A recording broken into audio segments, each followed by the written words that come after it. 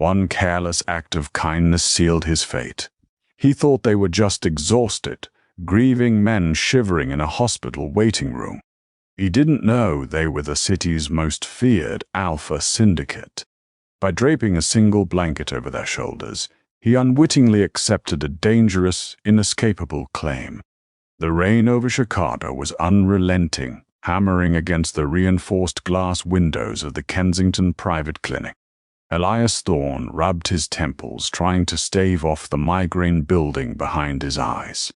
At 24, Elias was used to the grueling graveyard shifts at the city's most exclusive medical facility. Kensington catered strictly to the ultra-wealthy, the elite, and those who preferred their gunshot wounds reported to private surgeons rather than the local police precinct. As an unbonded Omega, Elias had to be careful. He survived in this high-stress, alpha-dominated environment by downing prescription-grade suppressants that dulled his natural pheromones to almost nothing. The medication had a side effect, though. It practically obliterated his own sense of smell, leaving him navigating the world somewhat blind to the invisible chemical hierarchies that dictated modern society. Tonight was supposed to be quiet. Then the double doors of the trauma bay blew open. Chaos erupted in a flurry of blood-soaked Armani suits, barking orders and the metallic tang of copper that even Elias's suppressed nose could catch. A VIP had been brought in. Security personnel flooded the hallways, cordoning off the entire East Wing. Elias was ordered by the frantic floor manager, Nurse Carla Jenkins, to clear out the private family lounge and ensure it was stocked for the waiting party.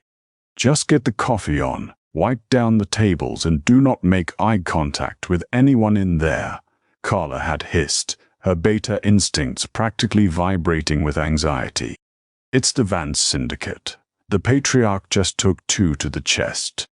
Elias nodded, grabbing his supply card. He knew the name Vance. Everyone in the city knew it. They were a ruthless family that controlled the eastern seaboard shipping ports and underground casinos. But Elias was too exhausted, too overwhelmed by his own mounting debts and the sheer fatigue of a 12-hour shift to feel the appropriate level of terror. He pushed his cart into the dim mahogany-paneled VIP lounge. The room was deathly quiet, save for the rhythmic drumming of the storm outside. There, sprawled across the expansive leather sectional sofa, were 3 men. Elias froze, his breath catching in his throat. Even in sleep, they emanated an oppressive, suffocating aura of power. They were identical triplets, broad-shouldered, towering figures clad in ruined, bespoke charcoal suits. Their ties were discarded, their crisp white shirts stained with soot and dark, terrifying smears of red. They looked completely battered, their faces bruised, their knuckles split open. They were fast asleep, completely knocked out by what Elias assumed was the crashing adrenaline of whatever horrific shootout had landed them here. Elias stood in the center of the room, his natural Omega instincts deeply buried under years of chemical suppression, stirring faintly. The clinic was kept notoriously cold to prevent the spread of bacteria, and the air conditioning in the VIP suite was currently blasting. As Elias watched, the brother in the middle shivered, his broad frame curling slightly inward. The brother on the left let out a low, distressed groan, shivering as well, while the one on the right ground his teeth, his jaw tight with freezing tension. They weren't monsters in this moment. They just looked like 3 exhausted, freezing sons waiting to hear if their father was going to survive the night. Empathy was Elias's greatest flaw. It was why he became a nurse, and it was why he always ended up in trouble. Without thinking of the consequences, Elias abandoned his cleaning cart and walked over to the heated linen closet in the corner of the suite. He pulled out a massive, oversized medical-grade fleece blanket, thick and pre-warmed. He approached the sleeping giants with the careful, silent steps of a deer navigating a forest of sleeping wolves. Elias unfolded the heavy blanket, Reaching across the table, he gently draped it over all three of them, making sure it covered their broad shoulders and tucked in around their sides. As he leaned over, his pulse fluttered. He was so close he could see the faint pulse beating in the neck of the brother on the right. As Elias pulled his hand back, his wrist accidentally brushed against the jaw of the brother in the center. Instantly, a deep, rumbling growl resonated from the man's chest, vibrating through the quiet room. Elias' heart stopped. He snatched his hand back, terrified he had woken them. But the man didn't open his eyes. Instead, he unconsciously turned his face into the warm fleece where Elias's bare hands had just been, his harsh expression instantly softening. The other two brothers shifted, leaning closer to the center, burying their faces into the edges of the blanket. Elias let out a shaky exhale. He backed away slowly, gathered his cart, and practically fled the room. He finished his shift 2 hours later, clocked out, and walked out into the freezing Chicago rain, completely oblivious to the fact that he had just left his pure, unadulterated scent draped directly over the three most dangerous alphas in the country. Gabriel Vance opened his eyes to the sterile, muted light of the hospital morning. The feral, blood-soaked rage that had consumed him for the past 6 hours was gone. Usually, after a shootout like the one at the docks in ambush that had put a bullet in their father's chest, the brothers' alpha pheromones would be so violently unstable they would need to be locked in a dark room to avoid tearing apart anyone who came near them. The adrenaline drop was always agonizing, a chemically induced nightmare of paranoia and aggression. But Gabriel felt anchored, calm. A deep, heavy tranquility settled in his bones. He shifted, realizing there was a heavy, warm weight draped over him and his brothers. Leo, the most volatile of the triplets, was completely tangled in the left side of the fleece blanket, his face buried deep into the fabric, breathing in slow, even rhythms. Dante, the quiet, calculating brother, was awake on the right, staring blankly at the ceiling, clutching the edge of the blanket in a white-knuckle grip. "Do you smell that?" Dante whispered, his voice gravelly and raw. Gabriel inhaled deeply. The moment he did, his pupils dilated, blowing out until his eyes were entirely black. Underneath the sterile smell of the hospital bleach and the metallic reek of their own blood, there was a scent. It was delicate but profoundly powerful: rainwater, white tea, and a deep, sweet undercurrent of vanilla that bypassed their rational brains and struck directly at their primal alpha biology. It was an omega, but not just any omega, a pure, unbonded omega, whose scent was entirely devoid of fear or submission. It was a scent offered in pure, unadulterated comfort. In the brutal world of the Mafia, an omega's scent was always traded, bought, or taken by force. But this was a gift. Someone had seen them at their absolute worst, covered in blood, vibrating with feral danger, and had approached them anyway to offer warmth. Leo snapped awake, his chest heaving as he ripped the blanket from his face, looking around the empty lounge with wild, hungry eyes. "Where is he?" Leo snarled, his voice vibrating with a possessive timbre that made the glass on the coffee table rattle. "Who was in here?" "Quiet," Gabriel commanded, though his own heart was hammering a frantic rhythm against his ribs. He picked up the blanket, running his thumb over the spot where the scent was strongest. "Someone covered us while we slept. They touched us," Dante murmured, sitting up slowly. "And we didn't wake up. We didn't attack. Our instincts let them right past our defenses." The implications were staggering. For three dominant alphas to allow a stranger into their immediate physical space while in a vulnerable post-combat state meant their inner biology had recognized the intruder as a mate. Gabriel stood up, his towering frame casting a long shadow over the room. He smoothed down his ruined suit, his jaw set in stone. "Get Dr. Reed. Now." 10 minutes later, Dr. Fan. Harrison Reed, the chief of medicine at Kensington, stood sweating under the terrifying unified glare of the Vance triplets. "I assure you, Mr. Vance, no unauthorized personnel entered the VIP wing," Dr. Reed stammered, wiping his brow. "We were on total lockdown."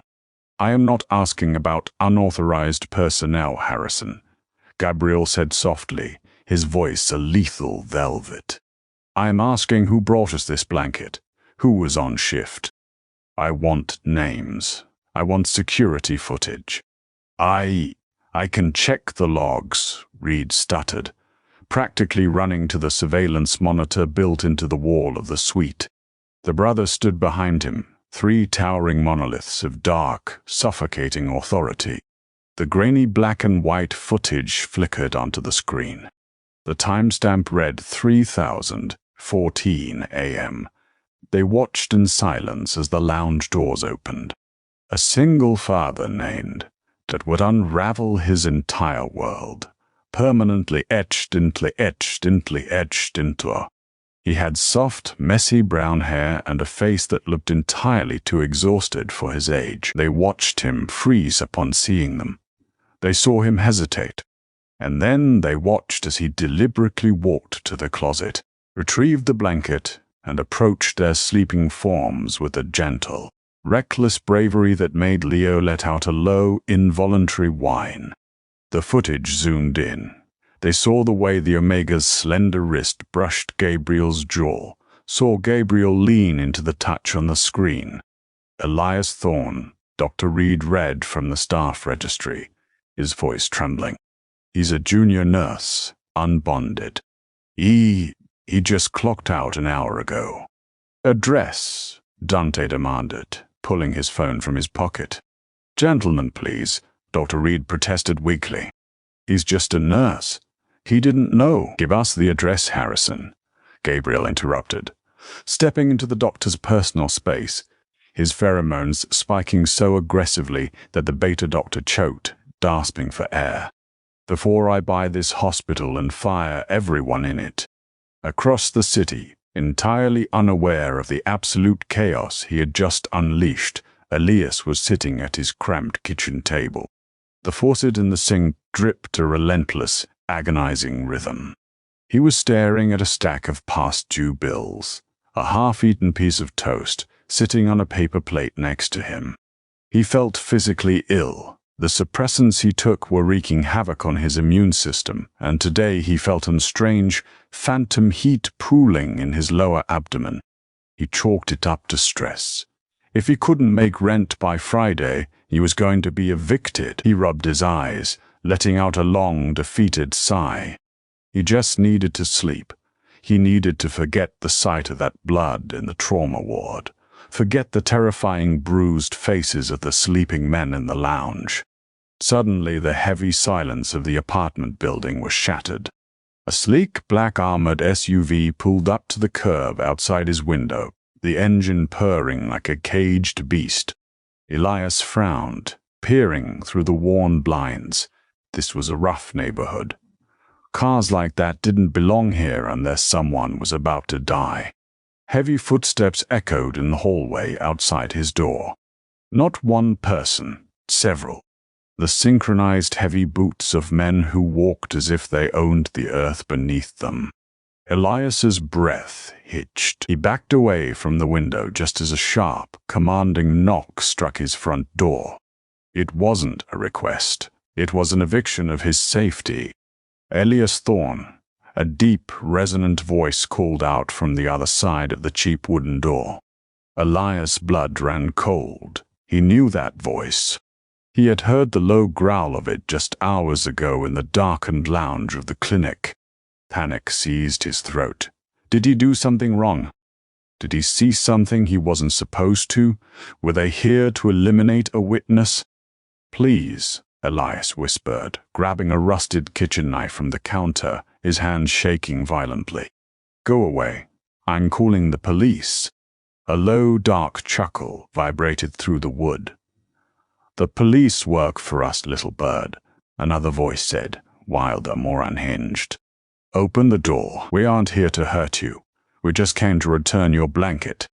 Elias stared at the door in sheer horror. Before he could take another step, the lock clicked.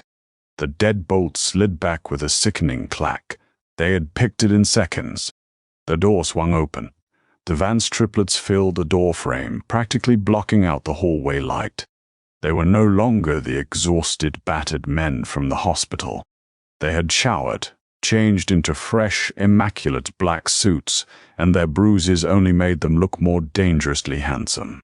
But it wasn't their appearance that brought Elias to his knees.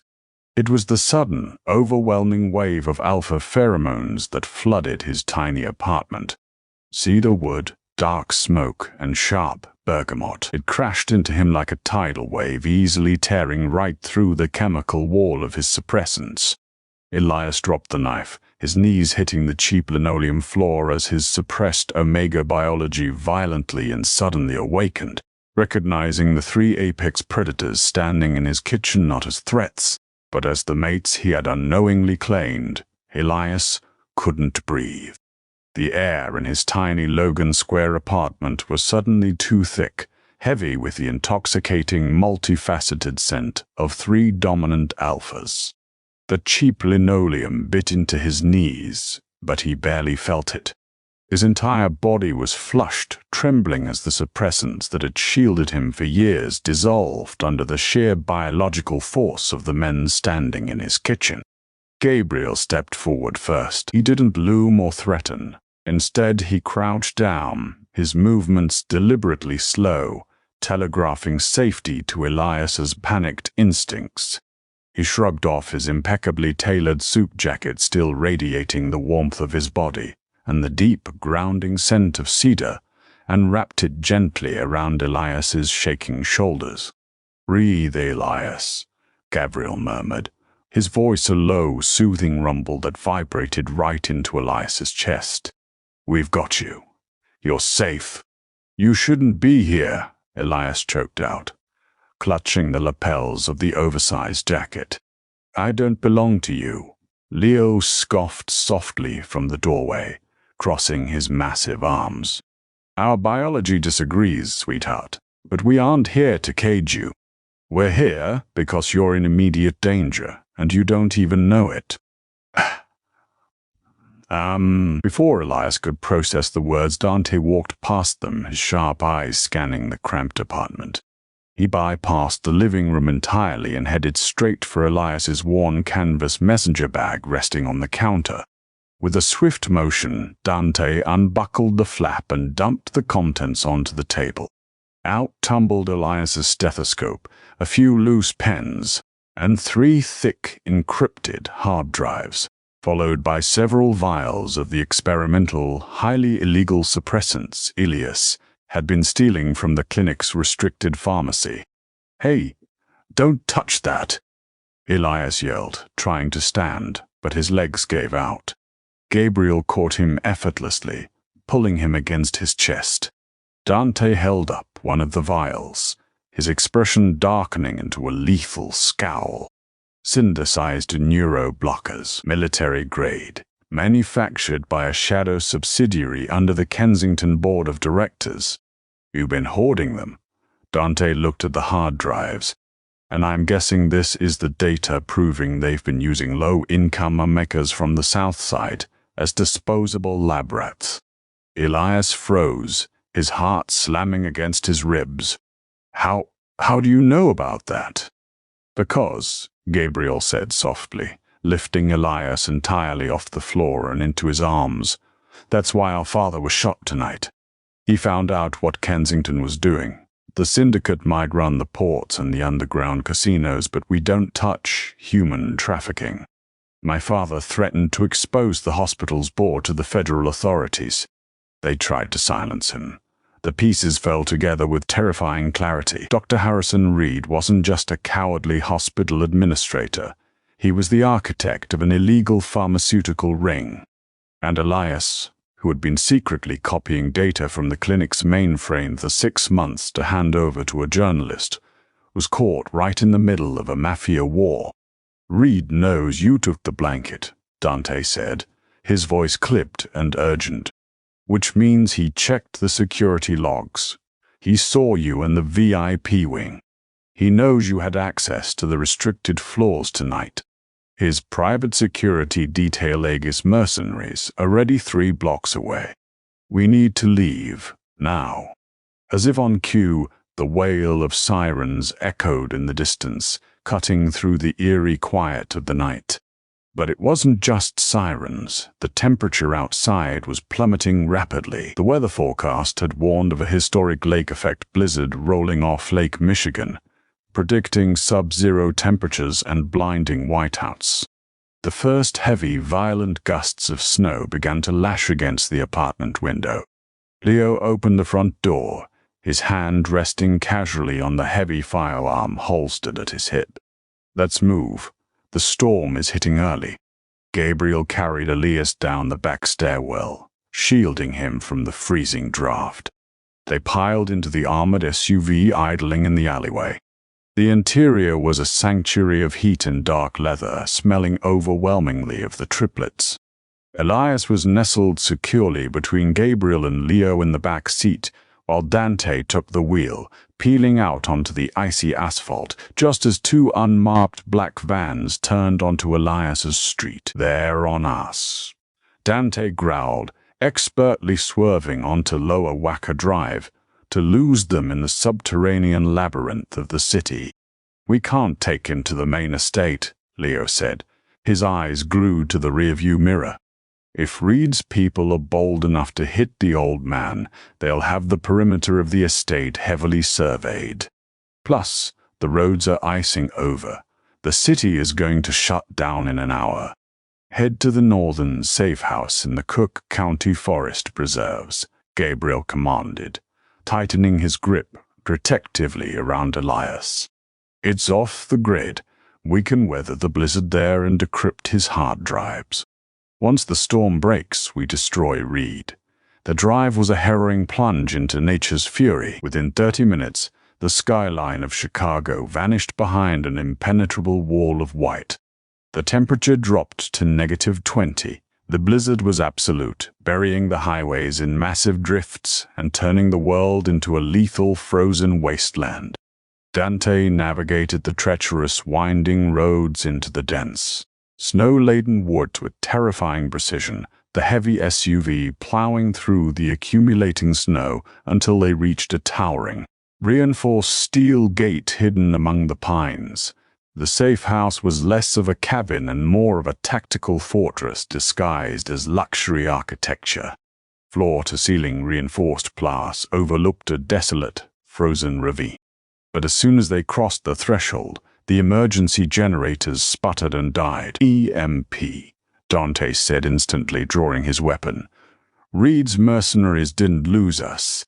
They followed our tracks before the snow covered them. They just knocked out the localized grid." The temperature inside the cabin immediately began to drop. Outside, the blizzard howled like a wounded animal, the wind chill pushing past -40. To survive out there was impossible.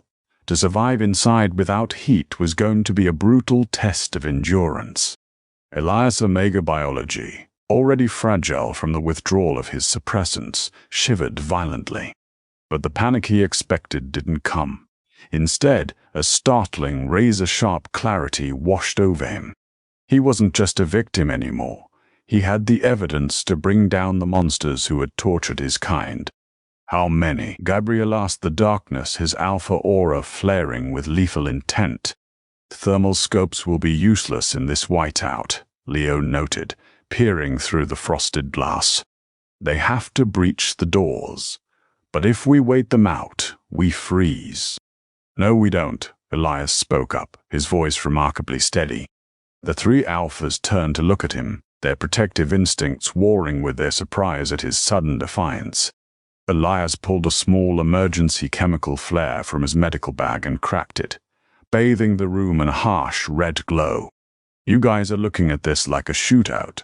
Look at it like a surgical extraction. I know Dr. Reed's Aegis mercenaries. They rely heavily on tech, comms, thermal gear, electronic breaching charges. In -40 degrees, Lithium batteries drain in minutes. Their gear is already failing. Gabriel's eyes widened slightly, a profound respect blooming in his dark gaze. You want us to use the extreme environment against them? Exactly, Elias said. The cabin has an old-school manual ventilation system for the underground bunker, right? I saw the grates outside. If we open the primary vents, the wind tunnel effect will drag the ambient temperature of the foyer down to outside levels in seconds. We funnel them into a deep freeze. You don't even have to fire a shot. We let the blizzard do the work, and we lock ourselves in the insulated bunker. Dante grinned, a terrifying, predatory expression. Beautiful and brilliant. They moved with synchronized deadly efficiency. Dante and Leo hauled open the massive manual vent shafts in the main hallway, while Gabriel ushered Elias down into the subterranean panic room, wrapping him tightly in every thick wool blanket they could find. 10 minutes later, the reinforced front doors were blown open with a muffled, snowy thud.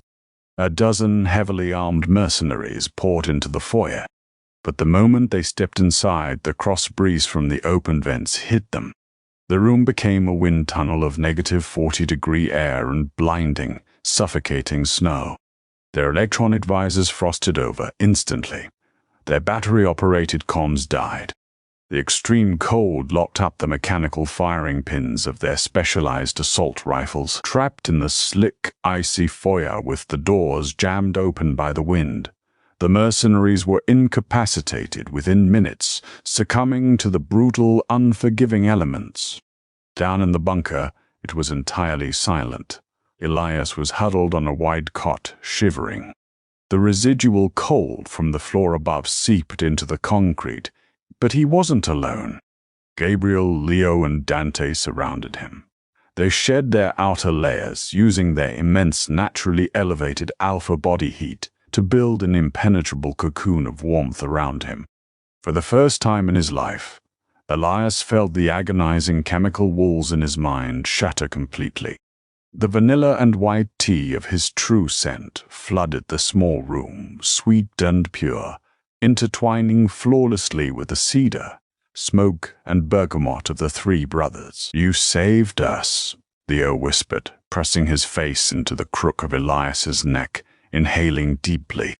Again.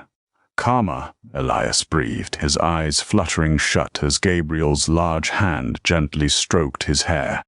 Reed thought he could treat people like disposable trash. He thought the coldness of his clinics made him untouchable. "Let him see how it feels. Tomorrow," Dante promised, his arm heavy and secure across Elias's waist. "We send the encrypted drives to every major news outlet in the country. Reed will be arrested before noon. The syndicate will dismantle whatever is left of his board. It ends tomorrow." Gabriel kissed the crown of Elias's head, his protective rumble vibrating through the blankets. "But tonight you rest. No more suppressants. No more running. You're our mate, Elias, and no one will ever lay a hand on you again." Elias finally let go. He sank into the profound, absolute safety of their embrace. He had walked into a hospital room to cover 3 strangers with a blanket, and in return they had wrapped him in the fiercest, most unyielding protection he could ever imagine. The blizzard finally broke, leaving behind a frozen world. Inside the cabin, Elias found his permanent heat. Thank you for listening to this thrilling Omegaverse Mafia romance. If you loved the intense drama, the satisfying hard karma, and the ultimate survival twist, please smash that like button. Share this video with your friends and subscribe to the channel for more incredible daily stories. See you next time.